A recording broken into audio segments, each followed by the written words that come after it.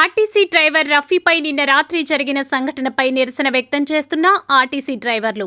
గద్వాల జిల్లా గద్వాల పట్టణంలో ఆదివారం రాత్రి టూ వీలర్కు బస్ డ్రైవర్ రఫీ సైడ్ ఇవ్వలేదంటూ ఆర్టీసీ డ్రైవర్పై దాడి చేసి గాయపరిచిన వ్యక్తులను అరెస్ట్ చేయాలని నేడు ఆర్టీసీ డ్రైవర్లు విధులను బహిష్కరించి నిరసన కార్యక్రమాలు చేపట్టారు. ఈ విధంగా దాడులు చేస్తే మేము ఉద్యోగాలు చేయలేమని డ్రైవర్లు నిరసన వ్యక్తం చేస్తున్నారు. నిన్న రాత్రి ఆర్టీసీ డ్రైవర్ రఫీపై దాడి చేసిన వ్యక్తులను ఎంతటి వారినైనా కఠినంగా శిక్షించాలని నిరసన వ్యక్తం చేశారు. అదేవిధంగా ఆర్టీసీ డ్రైవర్లకు న్యాయం చేయాలని డిమాండ్ చేస్తూ సుమారు 50 మంది డ్రైవర్లు విధులకు వెళ్లకుండా నిరసన కార్యక్రమాలు చేపట్టారు.